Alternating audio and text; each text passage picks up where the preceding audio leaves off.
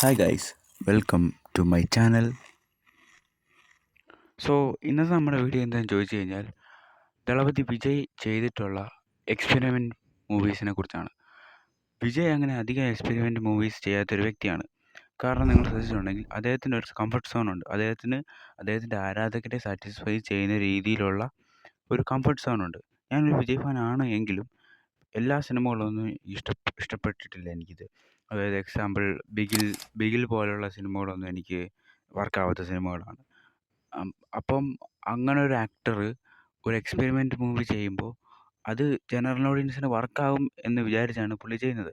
But ചെയ്തിട്ടുള്ള സിനിമകളിൽ ഞാനീ പറയാൻ പോകുന്ന 4 സിനിമകളിൽ എല്ലാ സിനിമകളും ആവറേജ് എന്നൊരു ആവറേജ് അല്ലെങ്കിൽ ബിലോ ആവറേജ് അല്ലെങ്കിൽ ഫ്ലോപ്പ് എന്നൊരു ലിസ്റ്റിലൊക്കെ വന്നിട്ടുള്ളൂ. ആളുകൾ അങ്ങനെയാണ് അതിന് റിവ്യൂ കൊടുത്തിട്ടുള്ളത്.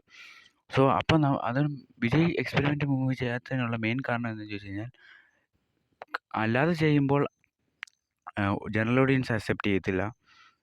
ഓൾസോ ഫാൻസിനും അത് വർക്കാവത്തില്ല, അത് ഉറപ്പാണ്. ബട്ട് കംഫർട്ട് സോണിൽ നിന്ന് പുള്ളി ചെയ്യുമ്പോൾ ജനറൽ ഓഡിയൻസിന് ഒബ്വിയസ്ലി വർക്കാവത്തില്ല എങ്കിലും ഫാൻസിനെങ്കിലും വർക്കാവും, സിനിമ ഹിറ്റ് അടിക്കുകയും ചെയ്യും. സോ അതുകൊണ്ടാണ് വിജയ് അദ്ദേഹത്തിൻ്റെ കംഫർട്ട് സോണിൽ നിന്ന് പുറകിൽ മാറി ചിന്തിക്കാത്തത്. സോ അപ്പോൾ നമുക്ക് നേരെ ലിസ്റ്റിലോട്ട് പോകാം. 4ാമത്തെ സ്ഥാനം കിട്ടിയിരിക്കുന്ന സിനിമയാണ് പുലി. ഈ സിനിമ ആ ടൈമിലെ ഏറ്റവും കൂടുതൽ ഡിസാസ്റ്റർ 2015 ഡിസാസ്റ്റർ ആയ ഒരു സിനിമയാണ് പുലി എന്ന സിനിമ.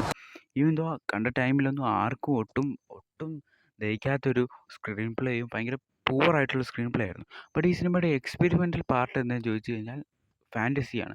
സോ ആ ടൈമിൽ ഫാൻറ്റസി ടൈപ്പ് ഓഫ് സിനിമകൾ തമിഴ് സിനിമ ഇൻഡസ്ട്രിയിൽ വളരെ കുറവാണ്. ഇല്ല എന്നല്ല, ബട്ട് വളരെ കുറവാണ്. ആൻഡ് അതുപോലെ തന്നെ ഫാൻറ്റസി സിനിമകൾ ചെയ്യുമ്പോൾ ഭയങ്കര ഒരു റിസ്ക് പിടിച്ചൊരു സാധനമാണ്. അത് വർക്കാവണമെന്നൊരു ഇതുമില്ല. ബട്ട് വിജയ് ഇവിടെ ചെയ്തത് എന്താണെന്ന് ചോദിച്ചു കഴിഞ്ഞാൽ ഇറ്റ്സ് പ്യുവർലി ഫുൾ. ഇത് ചിൽഡ്രൻസിന് എൻജോയബിൾ ആയിട്ടുള്ള രീതിയിലാണ് ഈ സിനിമ എടുത്തിട്ടുള്ളത്. അതുകൊണ്ട് തന്നെ ഈ എക്സ്പെരിമെൻ്റൽ ആയിട്ടുള്ള ഈ സിനിമ ഒരു നല്ല സിനിമയാണ്. അക്കോർഡിംഗ് ടു കിഡ്സ്, ചിൽഡ്രൻസിന് വേണ്ടി ഉണ്ടാക്കിയ ഒരു സിനിമയാണ് എന്ന് നോക്കുമ്പോൾ പേഴ്സണലി എനിക്ക് ഈ സിനിമ നല്ലൊരു സിനിമയായിട്ടാണ് തോന്നുന്നത്. കുഴപ്പം എന്താണെന്ന് ചോദിച്ചു കഴിഞ്ഞാൽ ഈ സിനിമയുടെ പ്രൊഡക്ഷനാണ് ഏറ്റവും വലിയ പ്രോബ്ലം. അവർ ഈ സിനിമ ഭയങ്കര മാസ് ആക്ഷൻ ഫിലിമായിട്ട്, നിങ്ങൾ അതിൻ്റെ ടീസറും ട്രെയിലറും ഒക്കെ എടുത്ത് നോക്കിയാൽ നിങ്ങൾക്ക് മനസ്സിലാവും. ഒരു പീരിയോഡിക് സിനിമയിലെ ഒരു ഹിസ്റ്ററിക് സിനിമ പോലെ മാസ്സായിട്ടുള്ള ഭയങ്കര വിഷയമായിട്ടുള്ള, അതായത് ഫാൻറ്റസി സിനിമയാണെന്ന് തോന്നുന്ന ഒന്നും തന്നെ ആ സിനിമയുടെ ടീസറിലും ട്രെയിലറിലും നിങ്ങൾക്ക് കാണാൻ പറ്റത്തില്ല. കാരണം പ്രൊഡക്ഷൻ ഭയങ്കര ആക്ഷൻ സിനിമയാണ്. ആ ടൈമിൽ ബാഹുബലി ഇറങ്ങിയോണ്ട് ബാഹുബലിക്ക് തമിഴ് സിനിമ കൊടുക്കുന്ന ഒരു റിപ്ലൈ ആണ് സിനിമ പുലി എന്നൊക്കെ പറഞ്ഞ് ഭയങ്കര ഹൈപ്പ് കയറ്റുകയും, ഓൾറെഡി ഫാൻറ്റസി സിനിമ ആയതുകൊണ്ട് ഏത് ടൈപ്പിലുള്ള ലുക്കിൽ ആർക്കും വേണം. കാരണം ഇത് ഫാൻറ്റസി സിനിമയാണ്. പക്ഷേ അപ്പോൾ ആളുകൾ കണ്ടതെന്ന് വെച്ചാൽ ആക്ഷൻ ഹിസ്റ്റോറിക് സിനിമയിൽ വിജയുടെ ലുക്ക് ഭയങ്കര ഡിഫറൻ്റ് ആയിരുന്നു. അപ്പോൾ തന്നെ ആളുകൾ വിചാരിച്ചു ഇതിനി ടൈം ട്രാവൽ മൂവിയാണോ എന്നുള്ള പല തിയറീസും വരാൻ തുടങ്ങി. ഇതെല്ലാം കൊണ്ട് ഹൈപ്പ് കയറ്റിയിട്ട് ചെന്നിരിക്കുന്ന ഒരു വ്യക്തിക്ക് ചിൽഡ്രൻസിന് വേണ്ടി ഉണ്ടാക്കിയ ഒരു സിനിമ ഇഷ്ടപ്പെടുകയോ ഇല്ലയോ, നിങ്ങൾ തന്നെ പറ. സോ ഈ സിനിമയെ ഡിസാസ്റ്റർ എന്ന നിലയിലോട്ടാകാനുള്ള മെയിൻ കാരണം ഈ സിനിമയുടെ അനാവശ്യ ഓവർ ഹൈപ്പും അനാവശ്യമായിട്ടുള്ള ഫാൻ തിയറികളുമാണ്. ഇനി നെക്സ്റ്റ് അടുത്തത് 3ാമത്തെ പട്ടികയിലുള്ള സിനിമയാണ് അഴകിയ തമിഴ് മകൻ. അഴകിയ തമിഴ് മകൻ എന്തുകൊണ്ടാണ് എക്സ്പെരിമെൻറ്റ് മൂവി ആവുന്നതെന്ന് എന്നോട് ചോദിച്ചാൽ ഞാൻ പറയും, എക്സ്ട്രാ സെൻസറി പെർസ്പെക്ഷൻ എന്ന് പറയുന്ന ഒരു ഡിസീസ്. അതായത് തമിഴ് സിനിമയിൽ നിന്നല്ല, ഒരു സിനിമയിൽ ഐ തിങ്ക് എക്സ്ട്രാ സെൻസറി പെർസ്പെക്ഷൻ എന്ന് പറയുന്ന ഡിസീസിനെ കുറിച്ച് പറഞ്ഞിട്ടുള്ള ഏതെങ്കിലും ഒരു സിനിമ നിങ്ങൾക്ക് തമിഴ് സിനിമയിൽ ചൂണ്ടിക്കാണിക്കാം. അത് വിട്. വിജയ് ആദ്യമായിട്ട് ഡബിൾ റോൾ ചെയ്തൊരു സിനിമയാണിത്. ആൻഡ് അതുപോലെ തന്നെ വിജയുടെ ടോപ്പ് പെർഫോമൻസിൽ ഓൾമോസ്റ്റ് ടോപ്പ് ഫൈവിൽ ഇടാൻ പിടിക്കാൻ പറ്റുന്ന ഒരു ക്യാരക്ടറാണ് വിജയ് ഇതിനകത്ത് ചെയ്തിരിക്കുന്ന വില്ലൻ ക്യാരക്ടർ. ആൻഡ് ഈക്വലി നിങ്ങൾ ഈ സിനിമയുടെ ഒരുപാട് പ്രത്യേകത ഉള്ള സിനിമയാണിത്. അതിൻ്റെ ഒന്നാമത്തെ കാര്യം, ഈ സിനിമയിൽ 2 വിജയുടെ ക്യാരക്ടറുണ്ട്. ഒന്ന് ഹീറോ ക്യാരക്ടർ, ഒന്ന് വില്ലൻ ക്യാരക്ടർ. ഇതിൽ ഹീറോ ക്യാരക്ടർക്ക് ഒരു ഇൻട്രോ സോങ് ഉണ്ട്, വില്ലൻ ക്യാരക്ടറിന് ഒരു ഇൻട്രോ സോങ് ഉണ്ട്. ഹീറോ ക്യാരക്ടറിന് ഒരു റൊമാൻറ്റിക് സോങ് ഉണ്ട്, വില്ലൻ ക്യാരക്ടറിന് ഒരു റൊമാൻറ്റിക് സോങ് ഉണ്ട്. സോങ്സിൽ വരെ അവർ ഈക്വലായിട്ടാണ് ചെയ്യാൻ ശ്രമിച്ചിട്ടുള്ളത് എങ്കിലും ഹീറോ വില്ലൻ്റെ മുമ്പിൽ ഒന്നും അല്ലാതാവുന്ന ഒരു രീതിയിലുള്ള പെർഫോമൻസാണ് വിജയ് വില്ലന് കൊടുത്തിട്ടുള്ളത്. ഹീറോ എന്ന് പറയുന്നത് നോർമൽ നമ്മളെല്ലാ വിജയ് സിനിമകളിലും കാണുന്ന പോലെ തന്നെ കണ്ട് മടുത്ത ഒരു ഇതാണ് ഇട്ടിരിക്കുന്നത്. ആ ക്യാരക്ടറിന് കൊടുത്ത് ആ ക്യാരക്ടറിൻ്റെ ആർക്ക് അങ്ങനെയാണ്. ബട്ട് വില്ലൻ ക്യാരക്ടർ അങ്ങനെയല്ല. Is the perfect. ആ ക്യാരക്ടർ എന്ന് പറയുന്നത് വിജയ് ചെയ്തിട്ടുള്ളതിൽ one of the best performance ആണ് പ്രസാദ് എന്ന വിജയുടെ വില്ലൻ ക്യാരക്ടർ. ഈ വില്ലൻ ക്യാരക്ടർ ലാസ്റ്റ് നല്ലവനാവുന്നതൊക്കെ ഭയങ്കര മടുപ്പായി പോയെങ്കിലും കുഴപ്പമില്ലാത്ത രീതിയിൽ വിജയ് ചെയ്തൊരു എക്സ്പെരിമെൻ്റൽ വർക്കാണ് ഈ സിനിമ. എൻ്റെ അഭിപ്രായത്തിൽ ഇതൊരു നല്ല സിനിമയാണ്. അതായത് ESP എന്ന് പറയുന്ന ഡിസീസ് ഒരു ഹീറോ ക്യാരക്ടറിന് വരുമ്പോൾ അത് അയാളുടെ പവറായിട്ട് അയാൾക്ക് കാണാമായിരുന്നു. ബട്ട് അയാൾക്ക് അതെങ്ങനെയും കളയണം എന്നുള്ളൊരു മൈൻഡ് സെറ്റാവും. ബട്ട് അതൊരു വെറൈറ്റിയും കൂടിയാണ്. അപ്പോൾ അഴകിയതമ്മ എന്ന സിനിമ വിജയ് ചെയ്ത one of the best experimental സിനിമയിൽ ഒന്നാണ്. അടുത്ത രണ്ടാമത്തെ സിനിമയാണ് ബീസ്റ്റ്. ഈ സിനിമയെക്കുറിച്ച് ഒരുപാട് ചർച്ച ചെയ്യുന്നുണ്ട്. കാരണം ഒരു പ്രശ്നമില്ലാത്തൊരു സിനിമയാണിത്. സെക്കൻഡ് ഹാഫ് കുറച്ച് വീക്ക് ആണ് എന്ന് ഞാൻ അക്സെപ്റ്റ് ചെയ്യുന്നത്. കാരണം സെക്കൻഡ് ഹാഫ് ഭയങ്കര വീക്കാണ്. ബട്ട് ഇതിൽ വിജയുടെ ഇൻട്രോവേർട്ടഡ് ആയിട്ടുള്ള ക്യാരക്ടർ, അതായത് നെൽസൺ സിനിമകളിലെല്ലാം ഉള്ളതാണ് ഇൻട്രോവേർട്ടഡ് ആയിട്ടുള്ള ക്യാരക്ടേഴ്സ്.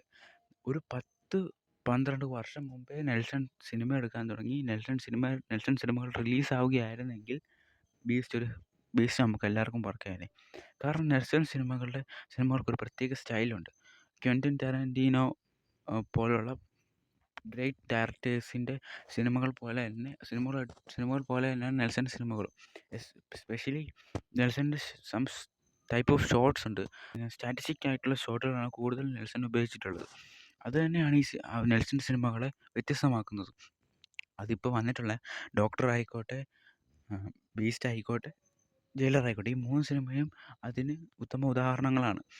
പക്ഷേ ബീസ്റ്റ് ആണ് നെൽസൺ ചെയ്തിട്ടുള്ളത് ഏറ്റവും ഡാർക്ക് ഹ്യൂമറായിട്ട് വന്നിട്ടുള്ള സിനിമ.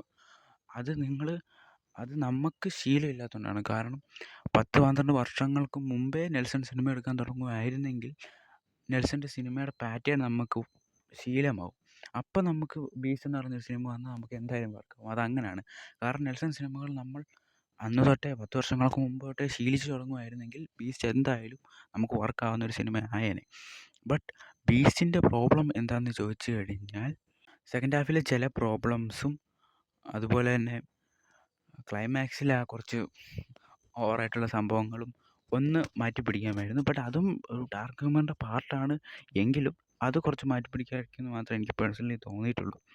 വിജയുടെ പ്രീവിയസ് മൂവീസ് നിങ്ങൾ എടുത്ത് നോക്കിയാൽ തന്നെ ഭയങ്കര ഇമോഷൻസ് ഇമ്പോർട്ടൻസ് ഉള്ള, ഹീറോയിസത്തിന് ഇമ്പോർട്ടൻസ് ഉള്ള, സോങ്സിന് ഇമ്പോർട്ടൻസ് ഉള്ള ഒരു വിജയ് സിനിമകളാണ് കൂടുതലും ഫാൻസുകാർക്ക് വർക്കായിട്ടുള്ളത്. കുറച്ച് ജനറൽ ഓഡിയൻസിനും അത് വർക്കാവുന്നുണ്ട്. അപ്പോൾ ബീസ്റ്റ് പോലൊരു സിനിമ വന്നാൽ വർക്കാവാനുള്ള ചാൻസ് വളരെ കുറവാണ്.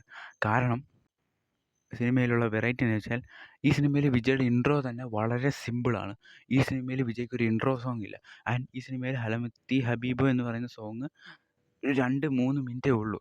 അത് കഴിഞ്ഞ് പിന്നെ സിനിമ കഴിഞ്ഞ് കഴിഞ്ഞാൽ അവസാനം ഒരു എൻജോയ് മൂഡിൽ പോകാൻ വേണ്ടി ഒരു സോങ് വെച്ചിട്ടുള്ളൂ. 2 സോങ്ങേ വെച്ചിട്ടുള്ളൂ. ഇത് ലോകേഷ് കനകരാജ് പോലും ചെയ്യാത്ത കാര്യമാണ് ഇതിൽ നമ്മുടെ നെൽസൺ ചെയ്തിട്ടുള്ളത്. സോ അതാണ് ഈ സിനിമ ഫാൻസുകാർക്ക് വർക്കായിരിക്കാനുള്ള മെയിൻ കാരണം. നെൽസൻ്റെ സിനിമകൾക്ക് ഇമോഷൻ കുറവാണ്, ഹ്യൂമർ കൂടുതലാണ്. ആസ്ഥാനത്തുള്ള കോമഡി ഡാർക്ക് ഹ്യൂമർ എന്ന് പറയുമ്പോഴേ അങ്ങനെയാണല്ലോ. ഇവിടെ ഇപ്പോൾ ഒരു കോമഡിയുടെ ആവശ്യമുണ്ടായിരുന്നു, ഇവരെന്താ കോപ്പറായി കാണിക്കുന്നതെന്നൊക്കെ നമുക്ക് തോന്നും. ബട്ട് ഡാർക്ക് ഹ്യൂമർ സിനിമകൾ ഇഷ്ടപ്പെടുന്ന വ്യക്തികൾക്കും ഈ സിനിമ ഇഷ്ടപ്പെടുമെന്ന് പറയുന്നില്ല. ബട്ട് വിജയ് ചെയ്തിട്ടുള്ളതിൽ one of the best experimental മൂവീസിലെ ഒരു മൂവിയും കൂടിയാണ് ഈ ബീസ്റ്റ്. ഇനി ഒന്നാമത് ലിയോയ്ക്ക് റിവ്യൂ വന്നപ്പോൾ ഞാൻ ഞെട്ടിപ്പോയി. കാരണം ഇതൊരു ലോകേഷ് സിനിമയുടെ പ്രത്യേകത എന്താണെന്ന് വെച്ച് കഴിഞ്ഞാൽ ഒരു 1 ലൈൻ കിട്ടിക്കഴിഞ്ഞാൽ പുള്ളി സ്ക്രീൻ പ്ലേ എഴുതി വേറെ ലെവലിലോട്ട് കൊണ്ടുപോകും. അതുപോലെ അങ്ങനെ നോക്കുമ്പോൾ വിജയ് ചെയ്തിട്ടുള്ള ബെസ്റ്റ് എക്സ്പെരിമെൻ്റൽ മൂവിയാണ് ലിയോ. ബട്ട് ലിയോയ്ക്ക് ആ ഫ്ലാഷ് ബാക്ക് പോർഷൻ വർക്കായില്ല എന്ന് പറയുന്നതിൽ ന്യായമുണ്ട്. കാരണം സിനിമയുടെ പേര് ലിയോ എന്നാണ്. അപ്പോൾ ലിയോയുടെ ഫ്ലാഷ് ബാക്ക് വീക്കായി പോയി കഴിഞ്ഞാൽ ആർക്കും വർക്കാവത്തില്ല. ലിയോ അത് ഒരു ഹോളിവുഡ് സ്റ്റഫ് പോലെയാണ് നമുക്ക് കണ്ടാൽ തോന്നുന്നത്. കാരണം ആ സിനിമയുടെ ഫസ്റ്റ് ഹാഫ് നിങ്ങൾ എടുത്ത് നോക്കണം. ഫസ്റ്റ് ഹാഫിൽ പാർത്ഥിപൻ എന്ന ക്യാരക്ടറുടെ ഒരു ആർക്കുണ്ട്. ആ ക്യാരക്ടർ ഭയങ്കര കിടിലനായിട്ടാണ് വിജയ് പ്ലേ ചെയ്തിട്ടുള്ളത്. ബട്ട് വിജയ് ചെയ്തിട്ടുള്ള one of the best experimental movie ഇത് എങ്ങനെ ആവുന്നതെന്ന് ചോദിച്ചു കഴിഞ്ഞാൽ അതിന് കാരണം വേറെ ആരുമില്ല, ലോകേഷ് തന്നെയാണ്. വിജയ്ക്ക് കൊടുക്കാവുന്നതിൽ വെച്ച് ബെസ്റ്റ് ഒരു സംഭവമാണ് കൊടുത്തിട്ടുള്ളത്. കാരണം ആ ടൈമിൽ വാരിസ് എന്ന് പറയുന്ന പൊട്ട പടം ഇറങ്ങിയിരിക്കുന്ന സമയമാണ്. ആ പടത്തിന് വിജയ്ക്ക് ഒരുപാട് ട്രോളുകൾ. അത് പക്ക ഫാൻസിന് വേണ്ടി മാത്രം എടുത്ത പടമെന്ന് അത് കണ്ടറിയാം. അങ്ങനെ ഒരു പടം ഇറങ്ങി നിൽക്കുന്ന ടൈമിൽ വിജയ്ക്ക് ഇതുപോലൊരു കിടിലൻ സിനിമ വേറെ കിട്ടാനില്ല. അതാണ് ലിയോ. അപ്പോൾ ലിയോ എന്ന് പറയുന്നത് വിജയുടെ ബെസ്റ്റ് എക്സ്പെരിമെൻ്റൽ മൂവിയാണ്. എക്സ്പെരിമെൻ്റൽ മൂവീസ് വിജയ് ചെയ്യുമ്പോൾ ഉണ്ടാകുന്ന പ്രശ്നം എന്ന് ചോദിച്ചു കഴിഞ്ഞാൽ ജനറൽ ഓഡിയൻസിന് വർക്കാവുന്നത് വളരെ കുറവാണ്. കാരണം വിജയ് എക്സ്പെരിമെൻറ്റ് ചെയ്യുമ്പോൾ ഭയങ്കര ഓവറായിട്ട് എക്സ്പെരിമെൻറ്റിലോട്ട് പോകുന്നു. അതുകൊണ്ട് തന്നെ ജനറൽ ഓഡിയൻസിന് വർക്കാവുന്നത് വളരെ കുറവാണ്. ബട്ട് വർക്കായ ജനറൽ ഓഡിയൻസും ഉണ്ട്. വിജയ് തൻ്റെ കംഫർട്ട് സോണിൽ സിനിമ ചെയ്യുമ്പോഴത്തേനും ആൾക്കാർ പറയും, ഇതെന്താണ് എപ്പോഴും ഇവന് ഇതേ ഉള്ളോ എന്നൊരു ചോദ്യം ചോദിക്കും. പക്ഷേ വിജയ് തൻ്റെ കംഫർട്ട് സോണിന് വെളിയിൽ വന്ന് എക്സ്പെരിമെൻ്റ് ചെയ്യുമ്പോൾ ഞങ്ങൾ വിജയ് പടത്തിൽ നിന്ന് ഇതൊന്നുമല്ല എക്സ്പെക്റ്റ് ചെയ്യുന്നത്. ഞങ്ങൾ വിജയുടെ ഡാൻസ് കാണാൻ പാട്ട് കാണാനും വന്നതാണെന്ന് പറയും. ആൻഡ് വിജയുടെ എല്ലാ പടം ഇറങ്ങുമ്പോഴും കുറ്റം പറയുന്നത് കുത്തിയിരുന്ന് കാണുകയും ചെയ്യും. കളിയാക്കാനാണെങ്കിൽ അവരിരുന്ന് കാണുകയും ചെയ്യും. സോ ഇതൊക്കെയാണ് വിജയ് ചെയ്ത എക്സ്പെരിമെൻ്റൽ മൂവീസ്. ഇതെല്ലാം ഗ്രേറ്റസ്റ്റ് മൂവീസ് എന്നൊന്നും ഞാൻ പറയുന്നില്ല. ബട്ട് വിജയ്യുടെ കംഫർട്ട് സോണിന് വെളിയിൽ വരുമ്പോൾ എപ്പോഴും അത് ഭയങ്കര ഡിഫറൻ്റ് ആയിട്ടാണ് വിജയ് അപ്രോച്ച് ചെയ്യുന്നത്. ബട്ട് അത് ബോക്സ് ഓഫീസിൽ നല്ല പെർഫോമൻസ് കാണിക്കാത്തത് കൊണ്ട് തന്നെ അദ്ദേഹത്തിന് മനസ്സിലാവും ഇത് വർക്കാകത്തില്ല എന്ന് ഉറപ്പാകുന്നതുകൊണ്ടാണ് പിന്നെ അദ്ദേഹം കംഫർട്ട് സോണിലോട്ട് പോകുന്നത്. ഏതെങ്കിലും ഒരു ഇനിയിപ്പം അടുത്ത ജനനായകൻ എന്ന സിനിമ കൊണ്ട് തന്നെ വിജയ് അഭിനയം നിർത്തുമായിരിക്കും. സോ അപ്പോൾ ഇന്നത്തെ വീഡിയോ ഇത്രയേ ഉള്ളൂ. ബൈ.